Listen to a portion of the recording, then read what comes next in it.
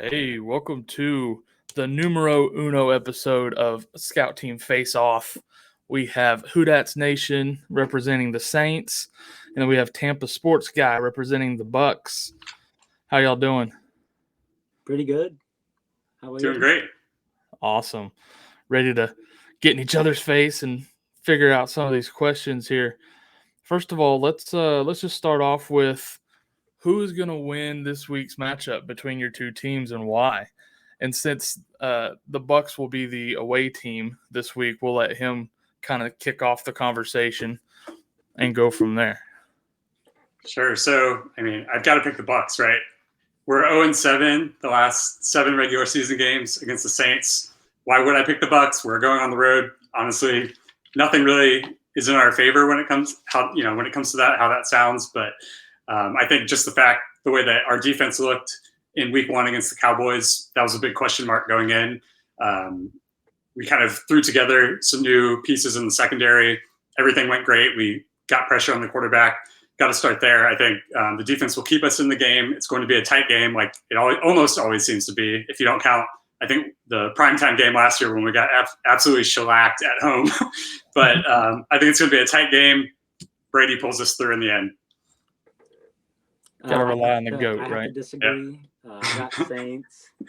I think we're going to be good at home. I think offensively we're going to look better than we did last week. They're having some communication problems.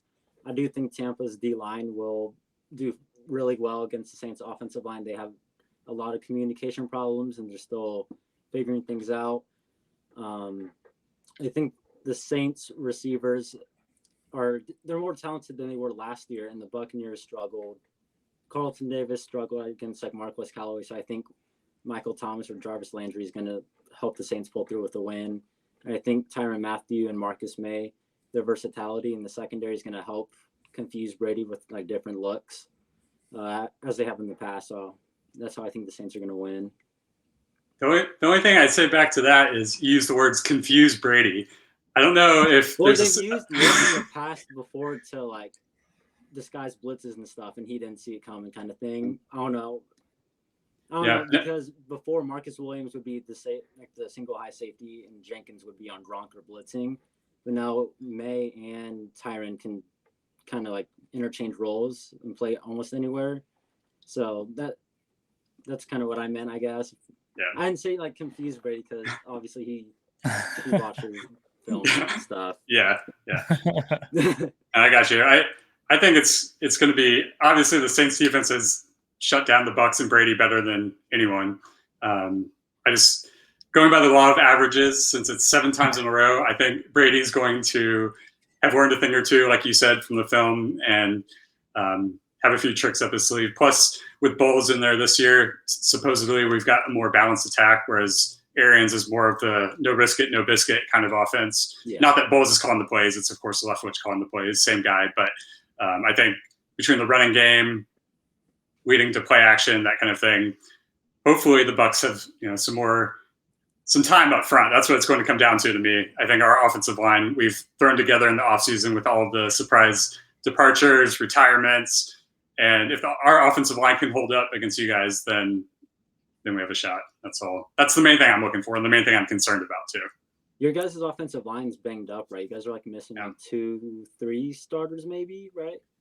Yeah, so just starting even last year, the Saints obviously pass rush. We fell behind in some games. Saints pass rush continually got to Brady. And that was with an offensive line that had played together. Then in the offseason, Ali Marpet, Pro Bowler, suddenly retired for health reasons, just kind of long-term health. Alex Kappa left for the Bengals. And then Ryan Jensen, our center, got hurt, basically out for most of the season, if not all of the season. We had another guy tear his ACL, Aaron Stenney, and then Donovan Smith in week 1.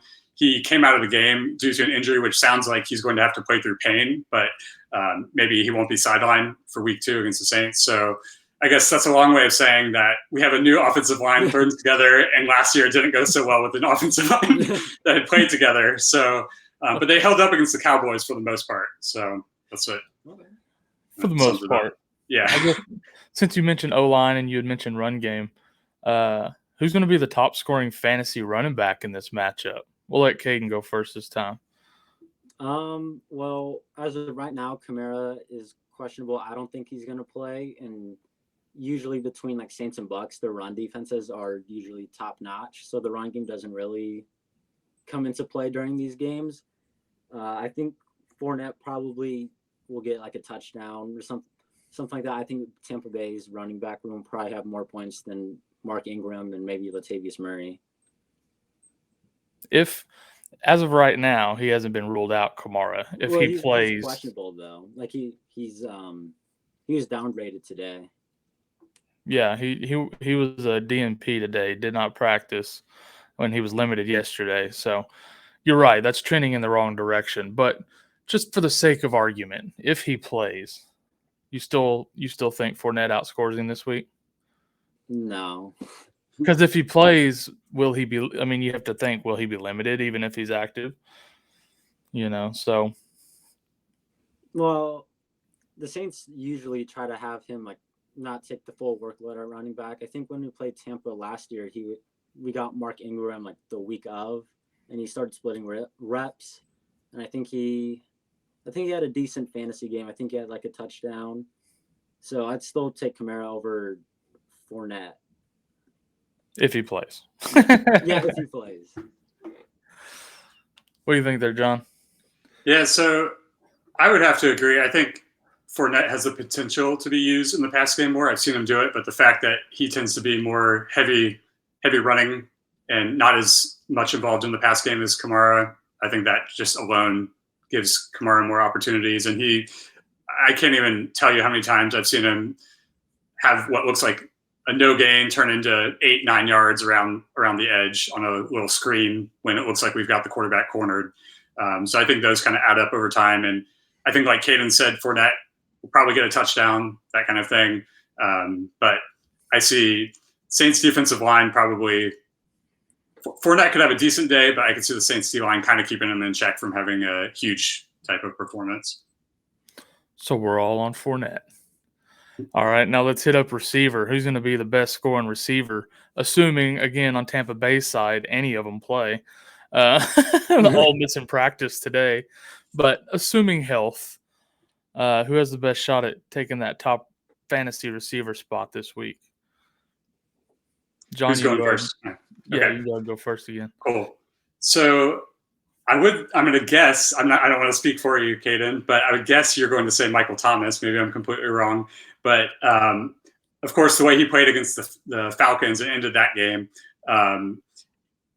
he would be, for me, from the Saints' perspective, the easy pick. But then looking back to how the Bucs shut him down in the playoffs, I think that was the last time we faced him since he was out last year.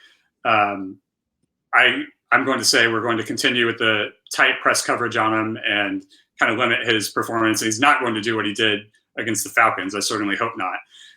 So I'm going to say, obviously, Lattimore has shut down Mike Evans pretty good over the last, several matchups. Another long answer, but I'm going to say Julio Jones comes up big this time, assuming he plays. Kind of that secondary receiving threat. We've seen him in week 1. They like to target him downfield. They involved him in kind of the short, quick wide receiver passes, let him run a little bit, which I hadn't even realized.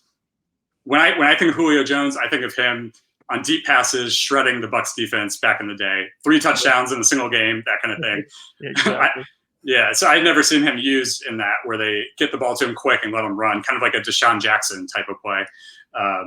So I think the fact they'll get him involved in the offense, use him downfield. He has a good shot at putting up some big numbers, not being the number 1 wide receiver threat. Caden, what do you think? For me, to note on your Michael Thomas playoff thing, I'm not making excuses. You guys did shut him down, but he did have a broken foot basically, and then a quarterback who couldn't throw past 15 yards. But I think this week Thomas or Landry would be my pick to have the most points. If Evans does play, I wouldn't be surprised to see him either get a touchdown or a big play on Lattimore. That's usually when he does play Lattimore, he usually does put up one or the other. I think what we saw from Landry last week was just crazy. He was a deep threat over the middle. Like he was like Jameis Winston's like number one go-to guy. So I think Landry or Thomas. Very cool. I guess at this point, let's go ahead and just get some closing statements from you guys. Just kind of a overall how you think the game's going to go, how your team's going to perform fantasy-wise. Caden, we'll start with you first this time. Like my fantasy team, or like Saints? No, the Saints. I think they're going to do fairly well. I think the only questionable like start would be like anyone in the running back room. I think Winston will be decent. Receivers will probably be pretty good. I don't think the defense will be like in the negatives or anything like that. I think they'll be fairly decent.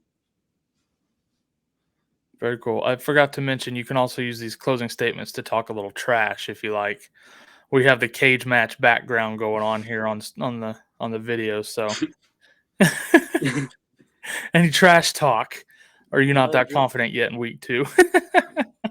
I'll wait till the next Saints and Bucks game. All right. As we know, our teams can play 3 times in a single season, so you don't want to do the trash talk too early. Yeah. Week 2. Yeah. All right, John, hit us with your closing statement, my guy. So I think kind of like I alluded to before, I think overall, we don't have our best fantasy numbers against the Saints. Even on a good day against the Saints, it's not going to be the best fantasy numbers of the season. But I do look for those secondary targets that are healthy, assuming they're healthy, as potential high upside. Like I mentioned, Julio Jones, Russell Gage supposedly had a lot of promise in the preseason. So that's what I'm excited about, assuming our offensive line holds up too against the Saints pass rush. But just for a little, not even trash talk, but just, I'm tired of the Saints 7 in a row in the regular season. We're over it. I have a friend who's a Saints fan who follows you, Caden, by the way, on Instagram. Is it like Pew Nation or something like that? No, he doesn't have a Saints Instagram account. He just is himself. Okay. Yeah, but he's a big fan from New Orleans. So he was telling me the other day when I told him about this. So he was all excited to check this out.